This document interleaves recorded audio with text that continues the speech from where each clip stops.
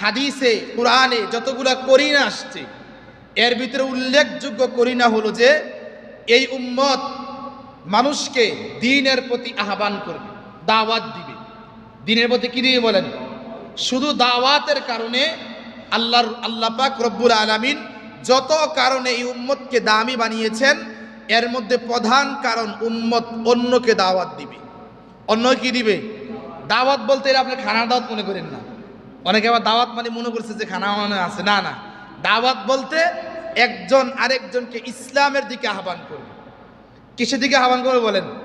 ইসলামের দিকে আহ্বান করবে। এজন্য আল্লাহ পাক রব্বুল আলামিন এই উম্মতের দাম বাড়িয়ে দিয়েছেন। হাদিসে আসছে লাগাদওয়াতুন ফি সাবিলিল্লাহ আও রাওহাতুন খায়রুম মিনাদ দুনিয়া ওয়া মা ফিহা।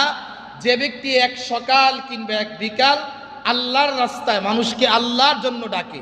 কার রাস্তায় বলেন? আল্লাহর রাস্তায় মানুষকে আল্লাহর জন্য ডাকে। এক সকাল অথবা এক বিকাল, কয় দুনিয়াতে এবং দুনিয়ার মধ্যে যা কিছু আছে এর চেয়ে উত্তম বদলা আল্লাহ পাক রব্বুল আলামিন তাকে দিয়ে দিবেন। সুবহানাল্লাহ।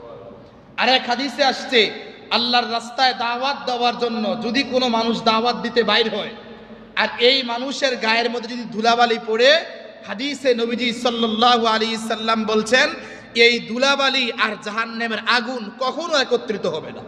অর্থাৎ তার যেই অঙ্গের মধ্যে ধুলাবালি লাগবে, যেই চেহারার মধ্যে ধুলাবালি লাগবে, যেই পায়ের মধ্যে ধুলাবালি লাগবে, এই চেহারা, এই হাত, এই পা, এই জিসিম, এই চেহারা, এই চক্ষু, এই গোটা জিসিমকে, গোটা বডিকে আল্লাহ পাক জাহান্নামের আগুনে জ্বালাবেন না।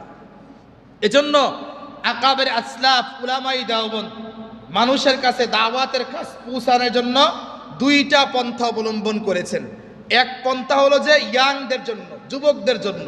এরা ইচ্ছা করলেই আলেম হতে পারে। পুরা বিশ্বে যার ওয়াজ যুবকরা শুনে, আল্লামা তারিক জামিল দামাত বারাকাতুহুম পাকিস্তানের করাচির, তো উনি ইঞ্জিনিয়ার এবং ডাক্তার হওয়ার পরে উনি দাওয়াত ও তাবলীগে সময় লাগিয়েছে। একটা চিল্লা দিয়েছে দাওয়াত তাবলীগে, তখন তার দিল পরিবর্তন হয়ে গেছে। এরপরে সে আলেম হয়েছে। আজকে পুরা বিশ্বে উনার বয়ান শুনি, উলামায়ে কেরাম ওনার বয়ান শুনি। কথা বুঝেন নাই? তাহলে এই যুবকদের জন্য একটা দাওয়াতের পন্থা মাদ্রাসার মাধ্যমে, এলেমের মাধ্যমে, দ্বীনের খেদমতের মাধ্যমে যেটা মাদ্রাসা আঞ্জাম দিচ্ছে, এই উলামায়ে কেরাম দারুল উলুম দেওবন্দের আলেমরা একটা পন্থা চালু করেছেন।